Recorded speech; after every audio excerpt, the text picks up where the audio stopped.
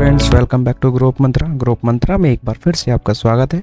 हम और आप जुड़ चुके हैं ग्रोप मंत्रा के साथ। जी हाँ साथियों, हम अपनी सीटेट जुलाई 2023 के लिए तैयारी कर रहे हैं बड़े ही अच्छे से, जिसमें हम अपनी पेडागोजी को कवर कर चुके हैं, थ्योरेटिकल पोर्शन को। साथ ही हमारे सीडीपी के अब तक 3 टॉपिक हो चुके हैं। आज हमारी चौथी क्लास होगी। जी हाँ, हमने वृद्धि एवं विकास जाना, उसके सिद्धांत जाने और अलग अलग अवस्थाओं में बालकों में कैसे कैसे विकास होता है, कौन कौन सी कैरेक्टर्स पाए जाते हैं, वो हमारे चल रहे हैं। तो हमने अपनी पिछली क्लास में शैशवा अवस्था में विकास यानी कि डेवलपमेंट इन इन्फेंसी को कवर किया था। आज की अपनी क्लास में कवर करने वाले हैं बाल्य अवस्था में विकास यानी कि डेवलपमेंट इन चाइल्डहुड। तो चलते हैं अपने सीडीपी के आज से इस 4th क्लास की ओर फटाफट से। उससे पहले बताना चाहूँगा कि अब तक हमने जो क्लासेस अटेंड की हैं, चाहे वो पेडागोजी की हो या सीडीपी की पिछली क्लासेस हो, उन सभी के जो लिंक हैं वो हमारे इसी वीडियो के डिस्क्रिप्शन बॉक्स में दिए गए होते हैं। तो आप वहां से जाकर उनको अटेंड कर सकते हैं अगर आपने वो अभी तक अटेंड नहीं किए हैं। तो चलते हैं अपने टॉपिक की ओर, बाल्य विकास में विकास। कि बाल्यावस्था की विशेषताएं क्या हैं और कहीं ना कहीं वो इसी बात को स्पष्ट करेंगी कि बाल्यावस्था में बालक का विकास किस किस प्रकार से होता है, कौन से विकास शुरू होते हैं, कौन सा विकास खत्म होता है, कौन सा विकास किस स्थिति में होता है, कौन कौन सी वो क्रियाएं कर पाता है, आदि आदि चीजों को इसमें हम जानेंगे। बाल्यावस्था के अगर हम एज रेफरेंस की बात करें, आयु वर्ग की बात करें, तो अलग अलग मनोवैज्ञानिकों के अनुसार, शिक्षा मनोवैज्ञानिकों के अनुसार भिन्न भिन्न है, लेकिन फिर भी सामान्यतः एक सामान्य शिक्षा में प्रयोग करने की दृष्टि से सर्वोत्तम जो अच्छा माना जाता है या सबसे ज्यादा प्रभावी या सटीक जो है वो लगभग 6 से 12 वर्ष तक माना जाता है। तो बाल्यावस्था यानी कि 6 वर्ष से 12 वर्ष तक की अवस्था को बाल्यावस्था के नाम से जाना जाता है। तो जानते हैं साथियों पहले कि बाल्यावस्था क्या होती है। इसके लिए पहले 1-2 स्टेटमेंट्स को या कथन को जान लेते हैं। सीटेट में कथन बहुत कम आते हैं पूछने के लिए, लेकिन फिर भी कथनों को जानने पढ़ने से हमारी किसी भी टॉपिक की संबंधी अप्रोच बनती है, हमारी एक समझ पैदा होती है। तो इसलिए आवश्यक है कि हम कथन थोड़ा जरूर पढ़ें। सीटेट में कथन हालांकि आते नहीं है, तो बस थोड़ा सा इसको समझने का काम करेंगे, याद करने पर कोई ज्यादा जोर नहीं देना है। लेकिन याद भी कर रहे हैं तो कोई दिक्कत नहीं है, क्योंकि ये कहीं ना कहीं विशेषता ही है। जो कथन है या परिभाषाएं हैं, कहीं ना कहीं उसी की विशेषता ही इसमें चर्चा की गई होती है। तो जानते हैं पहला स्टेटमेंट स्ट्रेंग के अनुसार पहला स्टेटमेंट है, जिसमें यह कहते हैं कि शायद ही कोई ऐसा खेल है। जी हां साथियों, स्ट्रेंग कहते हैं कि शायद ही कोई ऐसा खेल है जिसे 10 वर्ष का बालक ना खेल पाए। तो ये स्टेटमेंट किसका है? स्ट्रेंग का है। वही साथियों दूसरा स्टेटमेंट है रॉस के अनुसार। रॉस क्या कहते हैं? जेस रॉस क्या कहते हैं कि बाल्यावस्था जो है वो छदम मिथ्या परिपक्वता का काल है, यानी कि झूठ से भरी हुई है, कल्पनाओं से भरी हुई है, वो मन ही मन में अपने ख्याली पुलाव पकाता रहता है। तो रॉस के अनुसार बाल्यावस्था क्या है? छदम मिथ्या परिपक्वता का काल है। उसी क्रम में और स्टेटमेंट जानेंगे। अगला स्टेटमेंट है कॉल एवं ब्रुश का। तो कॉल एवं ब्रुश क्या कहते हैं? तो कॉल एवं ब्रुश के अनुसार बाल्यावस्था जो है वो हमारा संवेगात्मक विकास की दृष्टि से, इमोशनल डेवलपमेंट के दृष्टि से सबसे अच्छी अवस्था या अनोखा काल है। तो कॉल एवं ब्रुश ने क्या कहा है? बाल्यावस्था को संवेगात्मक विकास की दृष्टि से एक अच्छी अवस्था माना है, एक अनोखा काल माना है। याद रखेंगे, बाल्यावस्था संवेगात्मक विकास की दृष्टि से अच्छी अवस्था या अनोखा काल है। स्टेटमेंट है कॉल एवं ब्रुश का। चलते हैं इसी अवस्था के संबंधित अन्य बिंदु पर कि अक्सर पूछा जाता है कि किसी भी अवस्था के अन्य नाम पूछ लेता है। कहीं ना कहीं साथियों ये जो अन्य नाम हैं ये इनके विशेषताओं के आधार पर ही लिखे बने गए हैं, इसलिए कहीं ना कहीं इसकी विशेषताएं भी इसे स्पष्ट होती हैं और कई बार इनकी विशेषताओं को ही नाम के रूप में प्रयोग करते हुए एग्जाम में क्वेश्चन पूछ लिया जाता है। इसलिए आवश्यक है कि हम इस अवस्था के भी अन्य नामों को जान लें, अर्थात इसको और किस किस नामों से जाना जा सकता है उन पर हम अपनी अब चर्चा करेंगे। तो जानते हैं बाल्यावस्था के अन्य नामों में पहला नाम खेल की आयु। जी हां साथियों, शैशवावस्था को हमने कहा था खिलौनों की अवस्था। क्या कहा था? खिलौनों की अवस्था। लेकिन वो पर्टिकुलर इंडोर हो गया, यानी कि खिलौनों से बच्चा खेलना पसंद करता है। लेकिन अगर हम बाल्यावस्था की बात करें तो इसे खेल की आयु कहा गया है। साथियों मैं इसको शैशवावस्था से रिलेट करता हुआ चलूंगा और थोड़ा थोड़ा किशोर अवस्था से भी। ये 3 अवस्थाओं को हम इसी प्रकार से पढ़ेंगे शैशवावस्था में मैंने बाल्यावस्था और किशोरावस्था को रिलेट किया था, अब बाल्यावस्था में मैं शैशवावस्था और किशोरावस्था को रिलेट करूंगा। जो पॉइंट तीनों में थोड़े थोड़े डिफरेंस हैं या कुछ उनमें ऐसी इंपॉर्टेंट चीजें हैं जो वास्तव में रिलेट हो सकती हैं, तो उनको मैं जरूर चर्चा करूंगा। ऐसा नहीं है कि बाल्यावस्था चल रही है तो खाली बाल्यावस्था की ही बातें करूंगा, थोड़ा उनके साथ उनको जोड़ते हुए, कनेक्शन रिलेट करते हुए ही मैं आपको समझाऊंगा या बताने का काम करूंगा। अगर आपने वो वीडियो नहीं देखी है शैशवावस्था की तो आप एक बार उसको देख लीजिएगा, तो आपको और भी आसानी से ये बातें स्पष्ट हो जाएंगी। उसी प्रकार से अगर जब आप किशोरावस्था पढ़ें तो उससे पहले शैशवावस्था, बाल्यावस्था को भी पढ़ लें इन वीडियोस के माध्यम से। तो बाल्यावस्था के अन्य नाम में पहला नाम है खेल की आयु, तो उसे खिलौने की अवस्था कहा गया था, इसे खेल की आयु। इस अवस्था में बच्चा बहुत खेलता है, खेलता कूदता रहता है, फ्रेंड सर्किल में सभी लोगों के साथ घूमना फिरना, ये खेल कूद आदि चीजें करता है, जैसा कि आप पिक्चर में भी देख पा रहे हैं। और साथ ही इसी अवस्था की एक और कैरेक्टर है, विशेषता है कि ये अपने ही सिमिलर एज के बच्चों के ग्रुप्स में खेलना पसंद करता है, अपने सिमिलर एज के बच्चों के ग्रुप में रहता है, गैंग बना के रहता है। इसलिए इस अवस्था को दो नाम से और पुकारा जाता है, समवयस्क समूह की आयु। समवयस्क समूह की आयु से मतलब इस बात से है कि सेम अपनी एज के, सिमिलर एज के बच्चों के साथ ग्रुप में रहना या खेलना, जब ऐसी विशेषता है उसी को ही हम समवयस्क समूह की आयु भी कह सकते हैं। अगला टोली की अवस्था, यानी कि ग्रुप में रहता है, जिसको इंग्लिश में हम गैंग एज भी कह सकते हैं। तो गैंग एज या टोली की अवस्था, समवयस्क समूह की अवस्था या खेल की आयु किसके नाम है? बाल्यावस्था के ही नाम है। लेकिन साथियों इतने नाम से काम नहीं चलेगा, और भी नाम जानेंगे हम इसके, क्योंकि बहुत सारे नाम हैं। अगला नाम है विद्यालय की आयु। जी हाँ साथियों, विद्यालय की आयु इसलिए कहा गया है, कहीं ना कहीं अगर हम बात करें तो जो बच्चा है वो विद्यालय लगभग 5 वर्ष की आयु में जाना शुरू करता है। हालांकि वर्तमान में 3 वर्ष की आयु में बच्चा विद्यालय भेजा जाता है, लेकिन हम प्रारंभिक समय की बात करें, पुराने समय की थोड़ी बात करें तो उसमें लगभग बच्चे को 5 साल या 6 साल का होने पर विद्यालय भेजा जाता था। इसलिए ही हमारी जो बाल्य अवस्था है उसको क्या माना गया है? विद्यालय की अवस्था या विद्यालय की आयु माना गया है।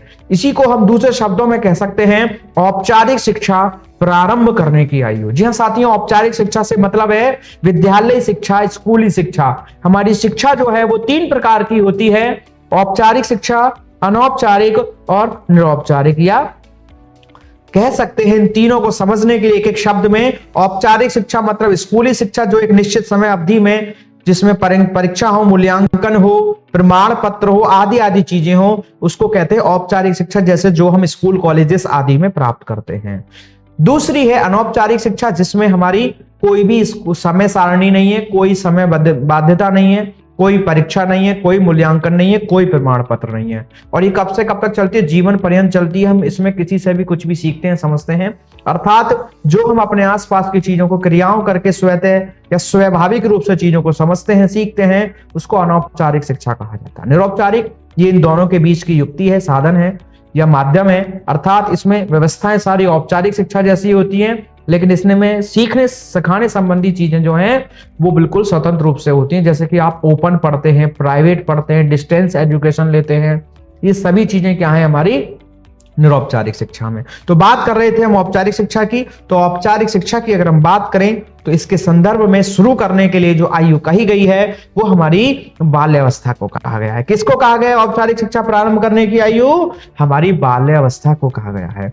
अगला है वैचारिक क्रिया अवस्था, अर्थात यहां से बच्चा चीजों पर विचार करना, सोचना, समझना, गुफ्तगू करना आदि शुरू कर देता है चीजों से संबंधित। इसलिए इस अवस्था को वैचारिक क्रिया अवस्था के नाम से भी जाना जाता है। क्या जाना जाता है? विद्यालय की आयु, औपचारिक शिक्षा प्रारंभ करने की आयु या वैचारिक क्रिया अवस्था। और भी इसके नाम जानेंगे अभी। अगला है जीवन का निर्माणकारी काल भी कहा गया है इस अवस्था को, लेकिन इस नाम को particular according to Sigmund Freud कहा गया है। इसमें सिगमंड फ्राइड ने इस अवस्था को पर्टिकुलर जीवन का निर्माणकारी काल भी कहा है। अगली विशेषता के आधार पर इसका नाम है पलटकर जवाब देने वाली अवस्था, अर्थात यहां पर बच्चा चीजों को क्या करने लगता है? रिवर्ट करने लगता है, चीजों के बदले में अगेंस्ट में उत्तर देना, रिप्लाई करना शुरू कर देता है। इसलिए इस अवस्था को पलटकर जवाब देने वाली अवस्था के नाम से भी जाना जाता है। और अगला नाम चुस्ती की अवस्था, चुस्ती से मतलब एनर्जेटिक है। देखिए ये बच्चे स्कूल से घर लौट कर आ रहे हैं, फिर भी भागे भागे आ रहे हैं, अर्थात इनमें खूब एनर्जी है।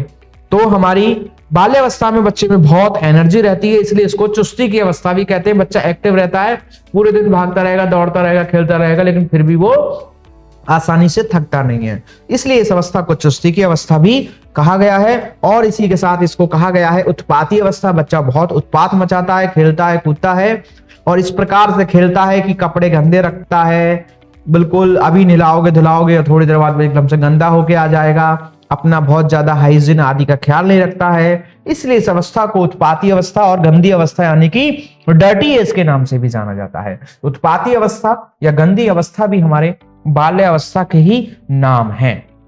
इसी के साथ तो हमने इसके अन्य नाम जाने, अब जानेंगे हम इसकी अपनी पार्टिकुलर बाल्य अवस्थाओं की विशेषताएं।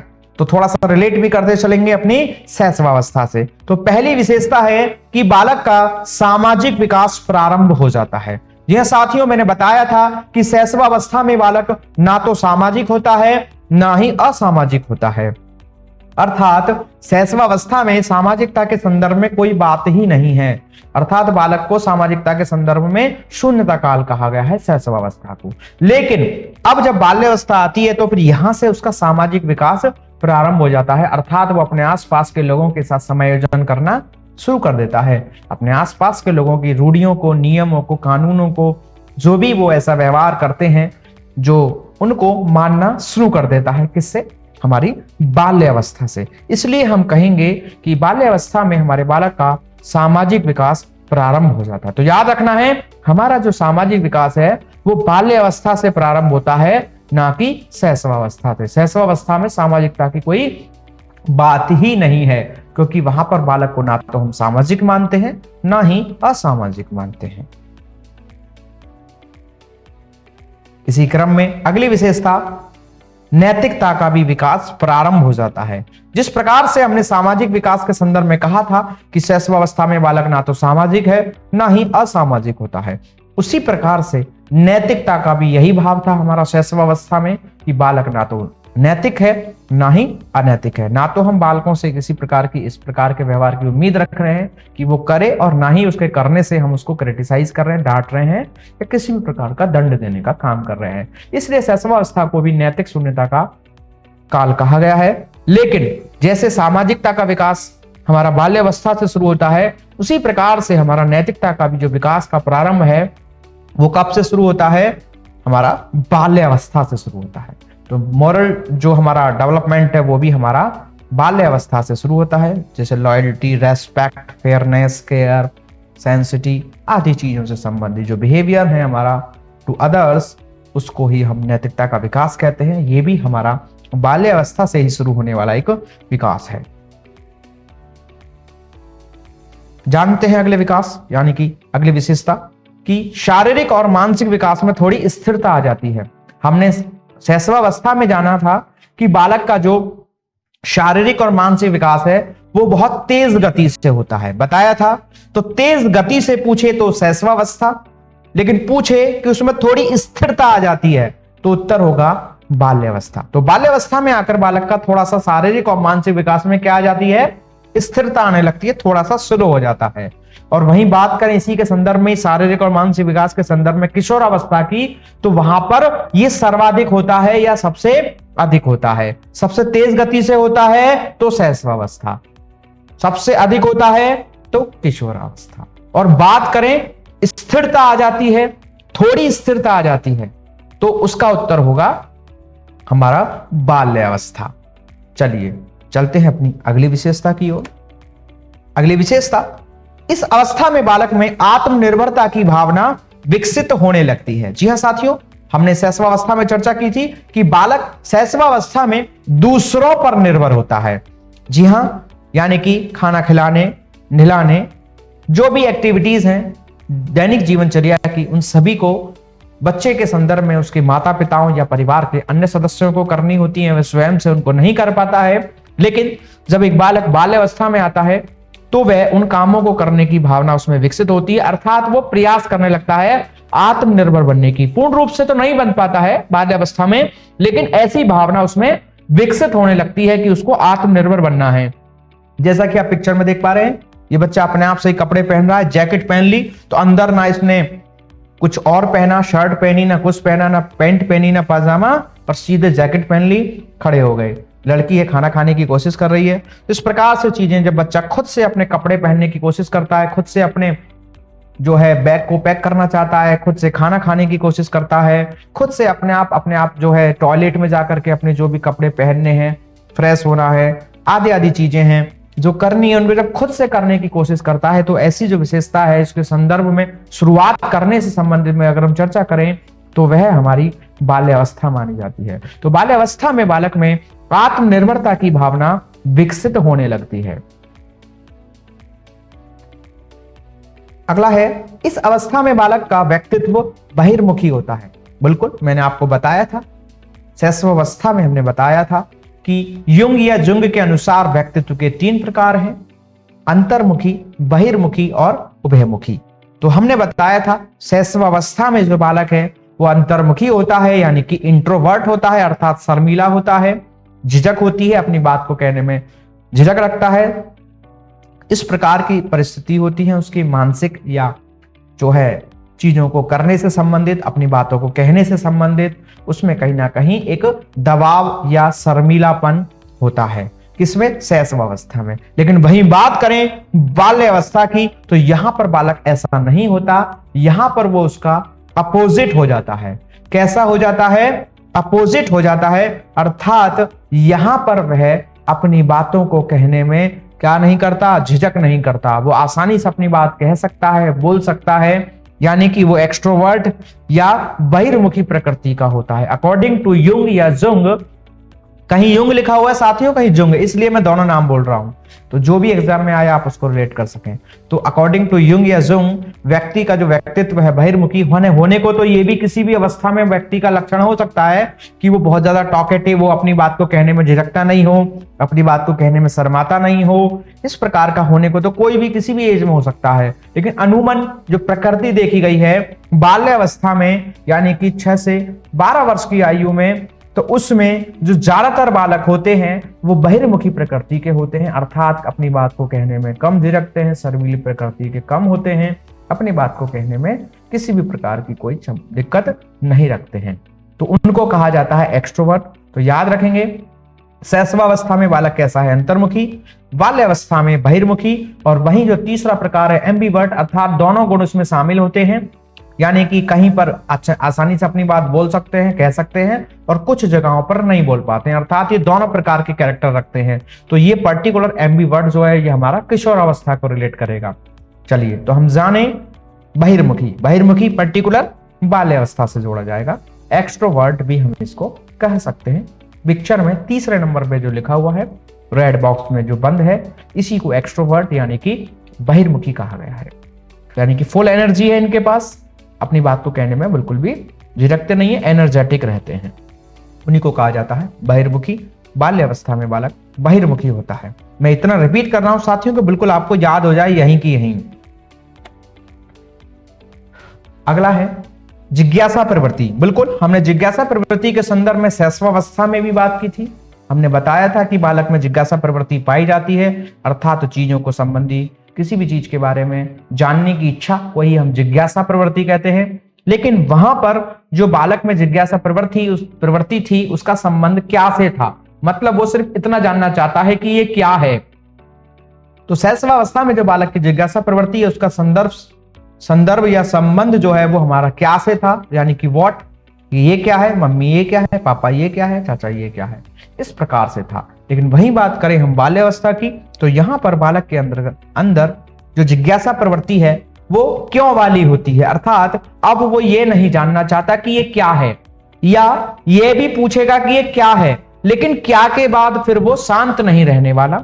यानी कि जब आप बोलेंगे या बच्चा आपसे कुछ पूछेगा कि ये क्या है, तो उसके बाद अब वो शांत नहीं रहेगा, अर्थात अब वो दूसरा क्वेश्चन भी पूछ सकता है या पूछेगा क्यों। तो अर्थात बाल्यावस्था में बालक की जिज्ञासा प्रवृत्ति जो है वो क्यों से होती है, यानी कि वो क्यों वाले क्वेश्चंस को पूछता है, अर्थात चीजों के पीछे कारणों को जानने से संबंधित क्वेश्चन पूछने का काम करता है। तो याद रखेंगे, बाल्यावस्था में बालक में जिज्ञासा प्रवृत्ति बिल्कुल पाई जाती है, लेकिन उसका संबंध किससे है? क्यों से है। शैशवावस्था में किससे था? क्या। यहां पर किससे है? क्यों। तो याद रखेंगे हमारे इस बिंदु को क्यों, यानी कि वाई। अगला है बाल्यावस्था में बालक में रचनात्मकता, सृजनात्मकता व विधायकता का विकास शुरू हो जाता है। रचनात्मकता से मतलब कुछ नया क्रिएट करना, जो जो चीजें आपके सामने हैं, आसपास हैं, उन्हीं चीजों को करने की कोशिश करना, जैसे पेंटिंग करना, किसी चीज को बनाना, ऐसी ऐसी चीजें जो जनरली आपको ज्यादा कुछ नया नहीं करना है, बस आपके आसपास चीजें हो रही हैं, उनको देख देख कर ही, कॉपी करके ही आप चीजों को करते हैं, तो उसको रचना कहा जाता है। तो बाल्यावस्था में बालक रचनात्मक कार्य करने में बड़ी रुचि लेता है, ऐसी चीजों को करना शुरू कर देता है। साथ ही सृजनात्मक कार्य, सृजनात्मकता से मतलब कुछ चीजों को प्रयोग करते हुए कुछ नई चीजें बनाने की कोशिश करता है, जैसे आर्ट एंड क्राफ्ट्स वाली एक्टिविटीज होती हैं, इनको करना बालक बाल्यावस्था से शुरू कर देता है। और वहीं उसमें एक और गुण पाया जाता है विधायकता का, अर्थात वो चीजों को लीड करना चाहता है, लीडरशिप करना चाहता है। जैसे कि बाल्यावस्था में बालक कैसे लीडरशिप कर सकता है, जैसे कि अगर यदि वो स्कूल में पढ़ता है तो वो चाहता है कि मैं क्लास का मॉनिटर बनूं, तो ये विधायकता के अंतर्गत ही आने वाला गुण है, जिसे हम कह सकते हैं विधायकता। तो विधायकता मतलब लीडरशिप, यानी किसी भी चीज को नेतृत्व करने की जो दायित्व है उसको लेने की इच्छा या गुण हमारा विधायकता कहलाता है। तो बाल्यावस्था में बालक में रचनात्मक, सृजनात्मकता व विधायकता का विकास शुरू हो जाता है, अर्थात इन चीजों को करना वो शुरू कर देता है, इन चीजों में वो रुचि लेना शुरू कर देता है। तो रचनात्मक किसी चीज को बनाना, सृजनात्मक किसी चीजों से मिलकर किसी नई चीजों को बनाना, विधायकता अपने ऊपर नेतृत्व क्षमता लेने का प्रयास करना। साथ ही जैसे कि क्लास का मॉनिटर के साथ साथ जैसे विधायकता से संबंधित हो सकता है कि बच्चा जब क्रिकेट खेलता है या कुछ भी गेम्स खेलता है तो उसमें वह चाहता है कि वो कैप्टन बने। तो कैप्टन बनना, मॉनिटर बनना, ये सभी चीजें आपकी विधायकता के अंतर्गत आती हैं, और ये विशेषकर हमारे बाल्यावस्था में ये चीजें शुरू हो जाती हैं बालक में। तो पूछा जाए रचनात्मकता, सृजनात्मकता व विधायकता का विकास शुरू कब होता है, तो उत्तर होगा हमारा बाल्यावस्था। जी हाँ, क्या होगा? बाल्यावस्था। अगला है बाल्यावस्था की विशेषता कि बालक बिना कारण अथवा बिना उद्देश्य के घूमने में रुचि लेता है। बालक जो है बाल्यावस्था में क्या होता है कि वो बिना कारण या बिना उद्देश्य के ही इधर उधर घूमता रहता है, चीजों को घर में इधर उधर उलटता पलटता रहेगा। इस प्रकार की एक्टिविटियों में वो संलग्न रहता है, शामिल रहता है। जैसे कि बच्ची वैसी खाली खाली घूम रही है, वैसी पैर बनाती हुई घूम रही है, बस ऐसे ही खाली लग रही है अपने, कुछ नहीं। क्यों? इसके हालांकि इसके पीछे कारण है, क्योंकि शैशवावस्था में बालक छोटा होता है, किशोरावस्था में काफी बड़ा। लेकिन बाल्यावस्था की समस्या है कि ना तो ये इतना छोटा होता है कि इसमें इसके माँ बाप या परिवार के लोग इसको गोदी में उठा के बैठा के रखें, इसको प्यार करें, पुचकारें, दुलारें, तो इतना छोटा भी नहीं होता है बाल्यावस्था में बालक कि इसको गोदी में खिलाया जाए, और ना ही ये इतना बड़ा हो जाता है कि इससे कुछ काम लिया जा सके। इसलिए इस अवस्था में बच्चा खाली रहता है, इसके पास एनर्जी ठीक रहती है, चुस्ती रहती है, खूब ठीक ठाक एनर्जी है, काम कुछ है नहीं, प्यार कोई कर नहीं रहा, अपने साथ कोई घुमा फिरा नहीं रहा। इसलिए ही ये बच्चा क्या करता है, बिना कारण इधर उधर घूमता रहेगा, खटर पटर करता रहेगा। मम्मी दोपहर में सो रही होंगी और ये घर में क्या कर रहा होगा, चीजों को बिगाड़ रहा होगा। क्यों? एनर्जी बहुत है, काम कुछ है नहीं, प्यार कोई कर नहीं रहा, नींद इसको दिन में आती नहीं, तो क्या करे बेचारा, इधर उधर घूमेगा, खटर पटर करेगा, फिर मम्मी पिटाई करेंगी, नुकसान कर दिया, मैं सो रही थी तुमने नुकसान कर दिया। चलिए, तो याद रखना है बिना कारण अथवा बिना उद्देश्य के घूमने में रुचि लेता है। किस अवस्था में बालक? बाल्यावस्था। किसमें? बाल्यावस्था। अगली विशेषता है चीजों को एकत्रित करने की आदत पाई जाती है। बिल्कुल, आपने देखा होगा अक्सर स्कूल में जब आप बाल्यावस्था में होंगे, थोड़ा सा याद करें कि बालक क्या करता है।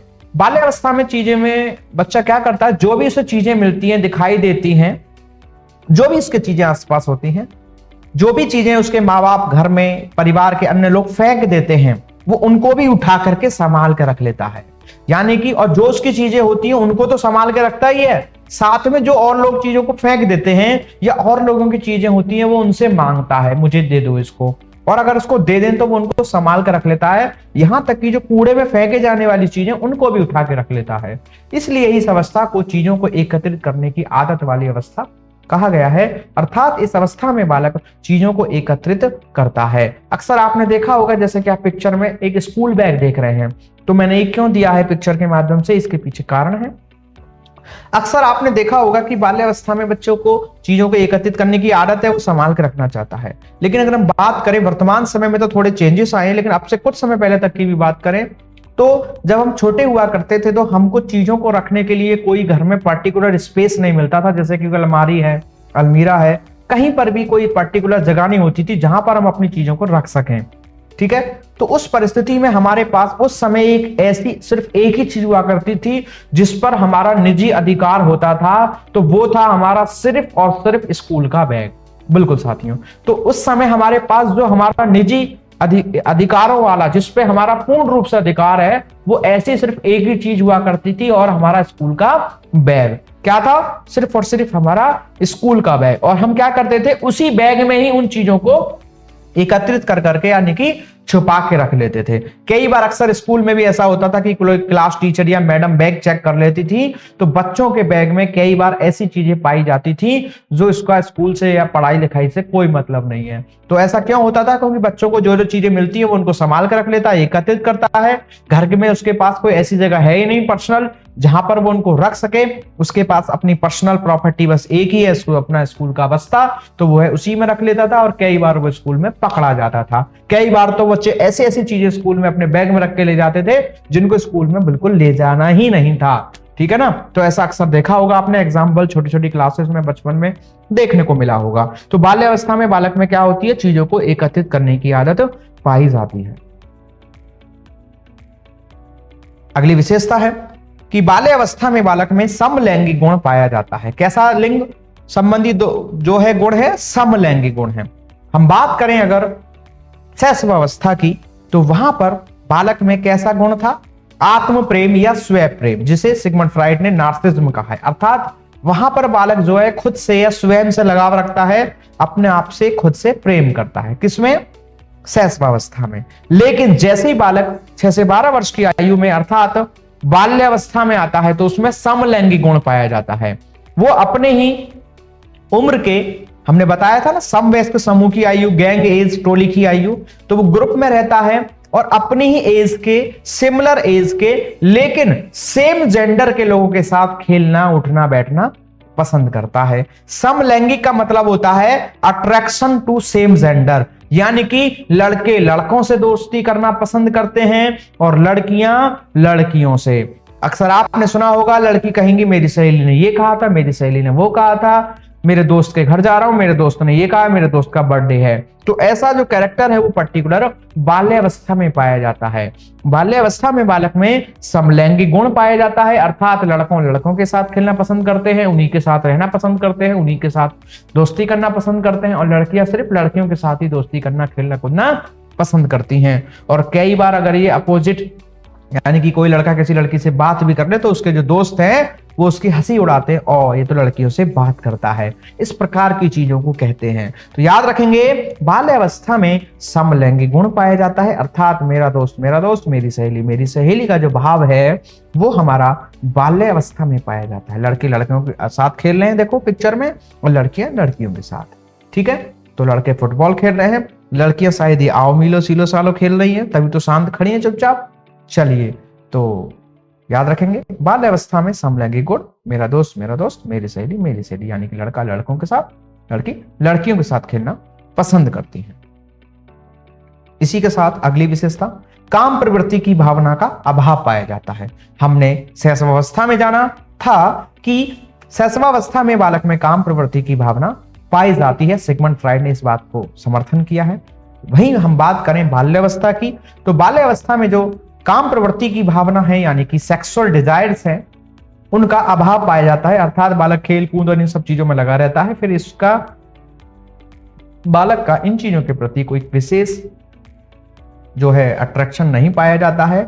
बाल्यावस्था में काम प्रवृत्ति की भावना का अभाव पाया जाता है। इस बात को अच्छे से याद रखेंगे, और यह भी याद रखेंगे कि शैशवावस्था में काम प्रवृत्ति की भावना पाई जाती है। बिल्कुल, सिगमंड फ्राइड ने स्टेटमेंट भी दिया है, शैशवावस्था में बालक में काम प्रवृत्ति की भावना पाई जाती है, जिसकी पूर्ति वह अपनी माता के स्तनपान से करता है।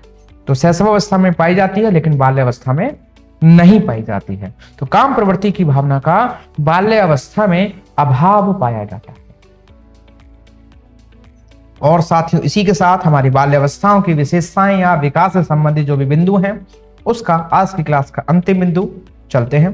तो भाषा विकास की गति तीव्र हो जाती है।